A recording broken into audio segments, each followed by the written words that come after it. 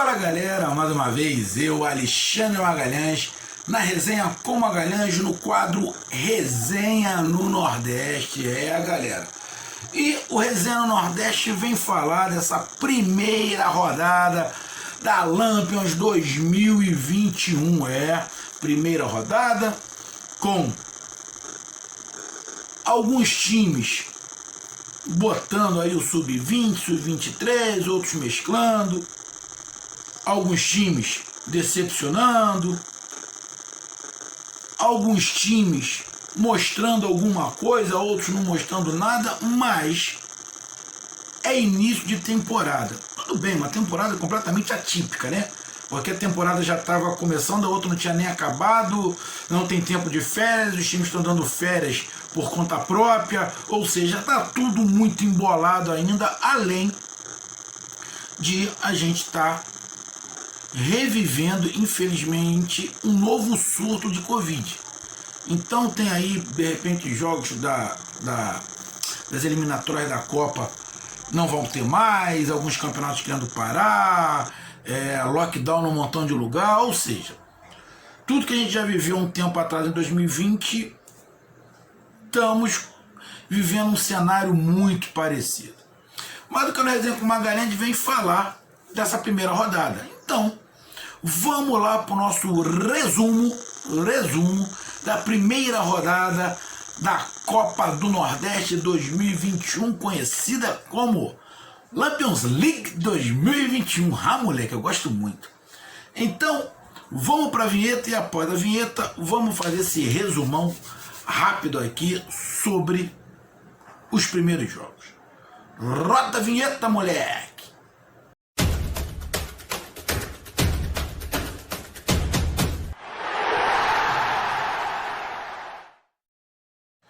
Então vamos lá, galera. Bom, primeira rodada tivemos Botafogo da Paraíba e 4 de julho, empataram em 0-0. O Vitória ganhando de 2-0 do Santa Cruz. O Altos ganhando de 2-1 do Confiança. CSA e 13, 1-1. Salgueiro e Bahia, Salgueiro 2, Bahia 3. Sport Recife 1, Sampaio Correia também 1. ABC 1, Ceará 1. E Fortaleza 1, CRB 0. Ou seja, que tivemos 2, 4, 6, são 8 jogos. Desses 8 jogos, tivemos 1, 2, 3, 4 vitórias. De 8 jogos, 4 vitórias. 50%. Tivemos 1, 2, 3, 4 empates. Galera. Se tivermos 4 vitórias, lógico, teremos 4 derrotas e 4 empates. Ô animal, né, rapaz? Ô sujeitinho. Era só pensar um pouquinho, mas faz parte. E falando aí, né, principalmente por conhecimento, é óbvio que quando passar do tempo eu for acompanhando mais a Copa do Nordeste, eu vou me inteirar mais sobre o Botafogo, 4 de julho, Santa Cruz, Altos, Confiança, CSA, o 13, o Salgueiro, que eu vi até um outro jogo, um momento de um outro jogo, acho que foi contra o Sport, se eu não estiver enganado, Sampaio Correia, ABC, CRB, então eu vou me inteirando mais do futebol desses times. Mas neste momento, nessa primeira rodada, o que vem aqui mais à tona é justamente os 4 times representantes do Nordeste na Série A do Campeonato Brasileiro. No caso, Bahia, Sport, Ceará e Fortaleza. Então, pegando por base esses 4 times, tivemos aí, dos 4 jogos, 2 vitórias e 2 empates. Então, nenhum dos 4 representantes perdeu. Você olhando assim, é um bom sinal, lógico. Mas aí você vai lá para o jogo do Bahia. O Bahia jogou com um time de transição. Agora você tem que saber, até um amigo entrou no canal, não sei se foi no Facebook, no YouTube, não sei se foi no WhatsApp, me dando uma explicação de time de transição. Cara, eu até entendo a explicação do amigo, time de transição. Esse time de transição, a princípio, teria que ser o quê? Um time que vai começar e aos poucos você ir introduzindo os titulares que estão descansando. Beleza? Só que dificilmente é isso que acontece. E o time de transição, você tem que ter um mínimo de coerência. O que eu estou falando? Porra, o time de transição tem que jogar do mesmo jeito que o principal. Ou o principal vai ter que jogar o mesmo jeito do time de transição. Para quê? Para você ir pegando esse time de transição, já ir moldando ele para o estilo que você quer. E você ir introduzindo os jogadores que a princípio o treinador vai ver como titular e vai ver como é que o time vai rendendo. Só que a gente não tem tempo para isso, né? Então essa transição acaba não sendo muito coerente. Foi por isso que eu falei para o amigo, esse time de transição acaba sendo jogadores que estão procurando um lugar ao sol, que sabe que quando os jogadores voltarem desse descanso, né, dessas férias, e tiver todo mundo em forma, quase todo mundo desse time de transição vai ser barrado ao mesmo tempo. O que não seria o correto. O correto é você ir colocando os titulares ao pouco. Mas pelo tempo não vai ser muito isso que acontece. Até porque vai se atropelar um monte de competição. É a Copa do Nordeste, é Campeonato Baiano, daqui a pouco começa fases de Copa do Brasil, começa a fase de Sul-Americana e começa a embolar uma coisa em cima da outra. Principalmente pro Bahia, que está na Sul-Americana também. Então o Bahia jogou com um time lá de transição e acabou ganhando, tendo esse triunfo de 3-2. Fez um primeiro tempo corrido, com velocidade, com a molecada botando muita velocidade, muita empolgação. Mas no segundo tempo cometeu os mesmos erros o time principal. Levando por esse lado, o time de transição está fazendo exatamente o que o time principal faz. Mas se for isso, está errado. Foi isso, está errado. Estava ganhando de 3-0, tomou 2. E se tem mais um tempo, acho que o Salgueiro empatava. Mas, se o objetivo do time de transição é tirar proveito e ver quais são os jogadores que você vai poder sacar ali para pelo menos compor o elenco, já é justificável. É por isso que eu não vejo muito como um time de transição. Eu vejo um time que os jogadores estão procurando um lugar ao sol. Porque para mim, transição tem que haver tem que percorrer todas as etapas. Infelizmente, a grande maioria dos times não aconteceu isso. E não é só no Bahia, não. Tá? É porque não tem tempo. Não tem tempo. Aqui no Rio teve...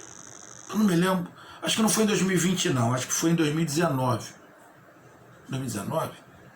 Agora eu não lembro. O próprio Flamengo fez isso. Botou um time de garotos e o Flamengo aos poucos foi colocando ali os titulares. Foi vendo os titulares que estavam melhor fisicamente e foi colocando aos poucos. Isso é transição. Quem faz isso muito bem já há algum tempo é o Atlético Paranaense. De bota sub-23, vai jogando. Só que o Atlético Paranaense não é bem um time de transição, porque o Atlético Paranaense acaba disputando o campeonato inteiro com o sub-23. O time principal fica treinando só. Então não é um time de transição. É um time que está disputando o campeonato, que depois lá vai ver quem é que se destacou e puxa para o time principal. Então o Atlético Paranaense não é nem transição.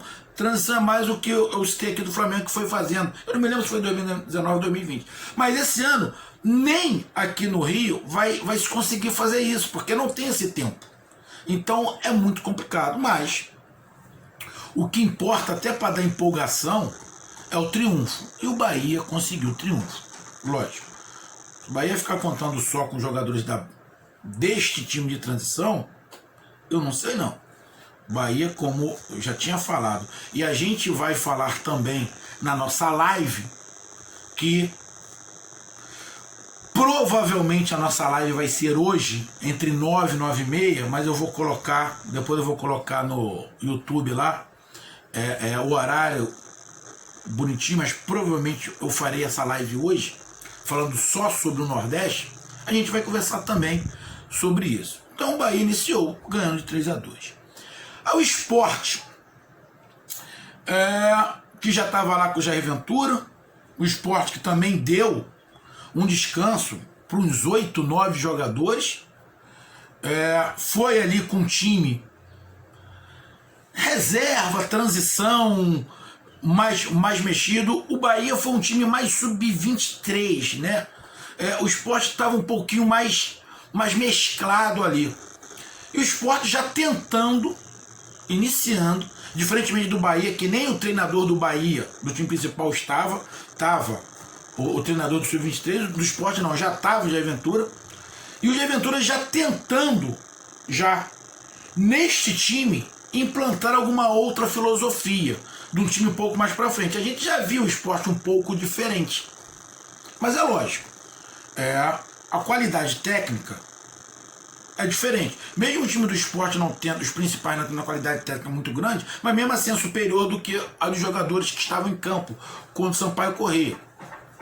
O Sport fez o gol, até bizarro, né? Lá o cara cabeceou, fez o gol contra, depois o Sampaio Corrêa teve 2 chances de fazer gol, uma foi anulada e depois o outro conseguiu fazer o gol, mas o jogo corrido. Mas o Sport já demonstrando que o Jair Ventura quer mudar a filosofia. Só que o Jair Ventura mudar a filosofia, ele vai precisar de peças. Então talvez nesse início ele vai ver desse time que ele está colocando em campo, tanto no Campeonato Pernambucano como na Copa do Nordeste, quem é que ele vai poder utilizar. Porque não é todo mundo desse time que jogou pro Sampaio Corrêa que vai ter condições de jogar o time principal. Tem jogadores ali que não vai dar. Então o Sport precisa de peças e precisa já para ontem, e por isso a Jair Ventura fez certo, já entrar em campo para tentar mudar um pouco a filosofia. Agora me vai uma pergunta que eu também vou fazer na live. Caso eu esqueça, quem está vendo esse vídeo, me lembre na live. Até que ponto vale a pena você jogar o campeonato regional e a Copa do Nordeste de um jeito, e quando for para o campeonato brasileiro, para a Sul-Americana, ter que jogar de outro? Será que não era melhor você já implantar o esquema que você vai seguir no ano? Ou, o que seria melhor, implantar 2 esquemas, o time ir variando entre um esquema e outro, para não ter que chegar na hora do Campeonato Brasileiro e da Sul-Americana, mudar radicalmente. O que eu estou falando? Porque o time no seu campeonato regional e na Copa do Nordeste joga ofensivo. Estamos falando os 4. Bahia, Sport, Fortaleza e Ceará. Aí jogam para frente, porque são os pesos pesados do Nordeste. Aí quando vai jogar o Campeonato Brasileiro, acaba não jogando da mesma maneira. Aí tem que jogar mais reativo. Aí muda um pouco o estilo. Então, eu não estou falando se é certo ou se é errado. É simplesmente uma pergunta que a gente vai colocar no ar e que te garanto que cada um vai ter um ponto de vista. E a nossa live vai ser mais ou menos isso. Vai ser um bate-bola. Vou tentar me inteirar aqui da live, como é que eu vou fazer para me poder conseguir ler as perguntas, né? Vou tentar fazer um esquema aqui para me poder ler as perguntas e a gente vai batendo esse papo na live. Então, até que ponto isso vale? Se não é melhor já começar botar um esquema definido para o time. A gente sabe que vai ter cada um ponto de vista e vai chegar no final, não necessariamente teremos um certo e um errado. Mas o Sport acabou jogando com o Sampaio Corrêa, lá não era o time titular, um time misto reserva, e acabou empatando de 1-1. Aí tivemos o Ceará jogando com o ABC, fora de casa. O Bahia jogou fora de casa, o Sport jogou em casa, o Ceará jogou fora de casa. Eu vi o primeiro tempo do jogo, o ABC e Ceará. Cara, que jogo animado, bicho. Jogo corrido, com muita velocidade. O time do ABC me chamou a atenção. Um jogo com muita velocidade, com transição, com toque de bola rápido. O ABC fazendo uns toques de bola, cara, de você parar para assistir. Você parar. Infelizmente eu não consegui ver o segundo tempo. Aí depois eu só consegui ver os melhores momentos. Mas me chamou muita atenção o primeiro tempo. Um jogo corrido, veloz, com toque. O Ceará também, lógico, deu folga, descanso para alguns jogadores. O Ceará está na mesma batida, mais ou menos ali, do Sport. O Bahia, que foi com o time todo sub-23. O Ceará, se eu não estiver enganado, não foi com o time todo sub-23. Vou dar uma olhada aqui. Aqui, ó. Felipe Viseu, Rick, William, Richard, Carlos Eduardo, Gabriel Lacerda. Teve ali o Viseu, teve alguns jogadores, na verdade, reservas. O Bahia não, o Bahia foi com sub-23, esse que é a diferença. O Sport foi mais com time reserva, jogadores reservas, e um garoto ou outro. O Ceará também, com jogadores reserva, o Viseu que não jogou muito na temporada ali. Um jogo corrido, cara, um jogo de oportunidades, de lances interessantes, os dois times procurando ataque, o Ceará querendo se impor, mas encontrando o adversário que estava batendo de frente. O jogo, o primeiro tempo, na boa, bem animado, cara, bem animado mesmo. Eu gostei muito do que eu vi, gostei muito mesmo, achei interessante o primeiro tempo. Aqui infelizmente não tem aqui a estatística, mas assim, eu não vejo como é que eu vou falar, os times que não ganharam, no caso o Sport e o Ceará que não ganharam, começamos com o pé esquerdo. Eu não vejo assim, e também não vejo como, o Bahia ganhou com o Sub-23, agora vai. Também não vejo assim. Ver um detalhe, o porquê que eu estou falando isso. Eu não estou querendo botar balde de água fria no torcedor do Bahia. O time do Vasco, Sub-23, Sub-20, Sub-23, ganhou a porra toda em 2020. A base do Vasco é forte pra cacete. Jogou aqui o Campeonato Carioca e perdeu pra Portuguesa. Porra, então quer dizer que todos aqueles garotos são merda? Não são. Eles jogaram muito na base. Então, você fazer uma análise por um jogo é bem complicado. A base do Flamengo, que também é muito forte, estava empatando com o Nova Iguaçu. O garoto lá, o Max, fez gol no finalzinho. Um golaço, por sinal. Então, não pode ser nem 8 e nem 80. Então, essa base aí do Bahia, 20, 23, também não pode ser nem... ganhar. O primeiro tempo foi espetacular. Calma, para não cair naquela do balão japonês. Caiu. Então, não é nem 8 e nem 80. Então, é por isso que eu não vejo os empates assim como uma situação até porque você pega os times que estão jogando contra a Bahia, contra o Sport, contra o ABC, contra o Fortaleza, é oportunidade para esses jogadores. É oportunidade para os jogadores do Salgueiro, do Sampaio Corrêa, do ABC, do CRB, que enfrentaram os 4 que estão na Série A. Desses 4, 2 estarão na Sul-Americana. Estão disputando a Copa do Brasil. Ou seja, apesar de os outros estarem também, mas tem competições internacionais, tem uma Série A do Campeonato Brasileiro. Então o jogador dá vida naquele jogo. É igual a gente vê na Série A. Não sei como é que vão me interpretar, espero que não me interprete mal. Muitas vezes acontece isso. Ah, quem é o time a ser batido na Série A? Ah, vamos lá, o Flamengo. Os jogadores do Sport, do Fortaleza, do Bahia, do Ceará, quando jogam contra o Flamengo, pô, dão a vida, fazem partidas impecáveis. Aí quando joga com outro time um pouco mais fraco, já não tem o mesmo desempenho. Por quê? Porra, ali é aquele jogo, eu não posso dar mole, eu não posso errar. É o jogo de eu aparecer, de fazer o meu nome. Ou eu tô mentindo? Não tô mentindo. Essa é a grande verdade. A gente viu o Bahia, o Sport, o Ceará, o Fortaleza fazer jogos contra os times que tecnicamente são mais fortes, jogos impecáveis que até ganharam, e quando jogaram com times mais fracos não conseguiram o mesmo desempenho. Ah, será que é interesse? Não, é desempenho, é foco. Acaba o foco baixando porque, não, esse time aqui é do meu nível, é um pouco abaixo. Só que quando a corda apertou aqui, pô, bicho, a gente tem que...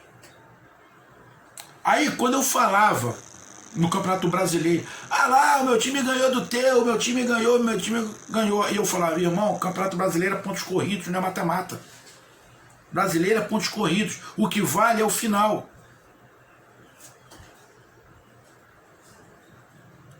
O campeão que fizer mais pontos, não é o que tiver mais vitórias ou mais derrotas ou mais empate.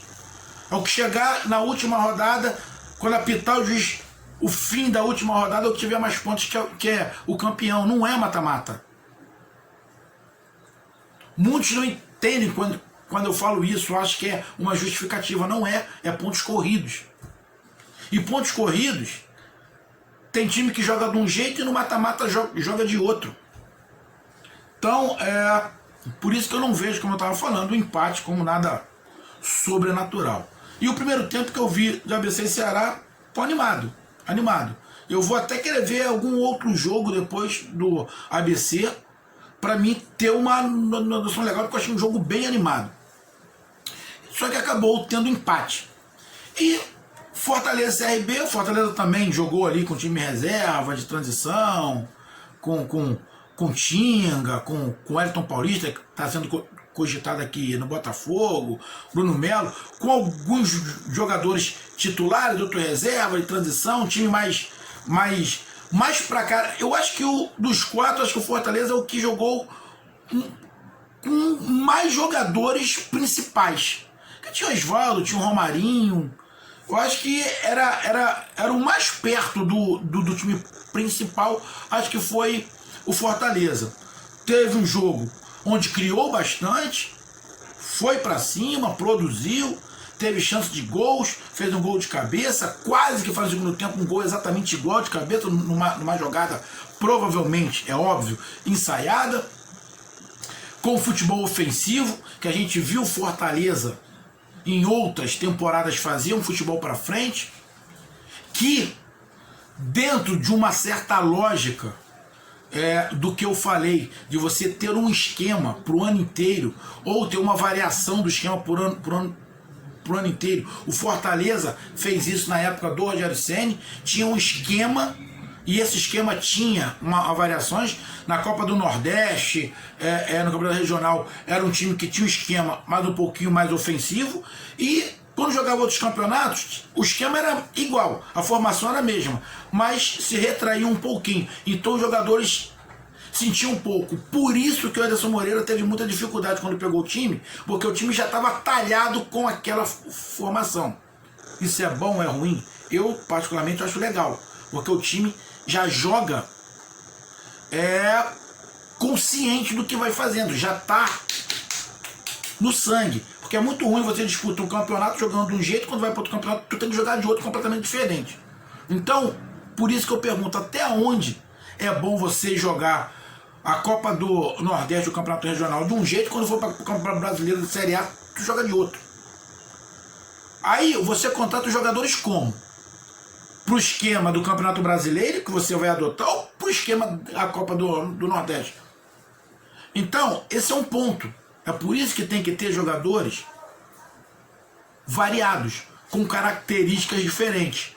Não você contratar 6 e meia dúzia, que aí não vai adiantar absolutamente nada. Porque você vai querer mudar o esquema e não consegue. Então, isso é muito complicado e eu vou querer saber a sua opinião lá na nossa live, que provavelmente hoje, mais ou menos entre 9 e 9 e meia, teremos a nossa live falando só do futebol nordestino. E um dos temas a gente vai falar isso, a gente vai falar sobre a Copa do Nordeste, esse início de temporada, só dos clubes do Nordeste, de movimentação, o que o seu clube precisa, não precisa. Vamos bater aquele papo tranquilo, como se tivesse a gente num bar. Quem toma cerveja, tomando a cerveja, comendo um torresminho. Eu particularmente, prefiro ali tomar uma cervejinha, comendo um caranguejo, caranguejozinho,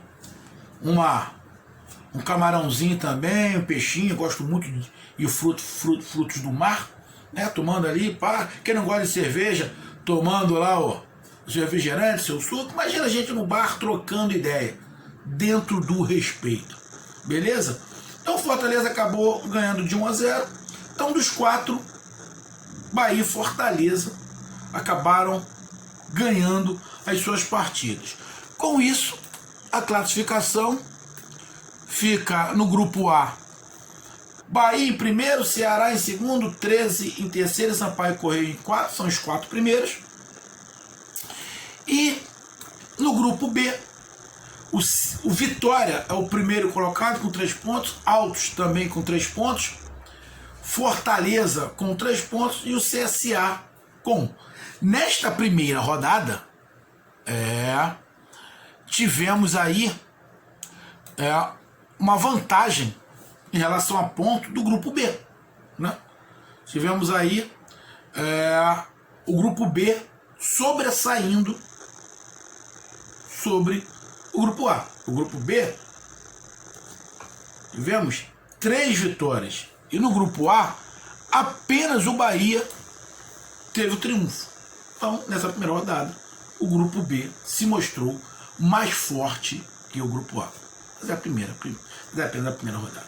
Então, meus amigos, essa foi o resumo da primeira rodada da Copa do Nordeste 2021. E os outros times da Copa do Nordeste, aos poucos eu vou me inteirando. Como eu falei, eu gostei muito do que eu vi do ABC no primeiro tempo contra o Ceará. Gostei também da força que demonstrou o Sampaio Correia. Aos poucos eu vou me inteirando. Um grande abraço, até mais, valeu, tamo junto, fui!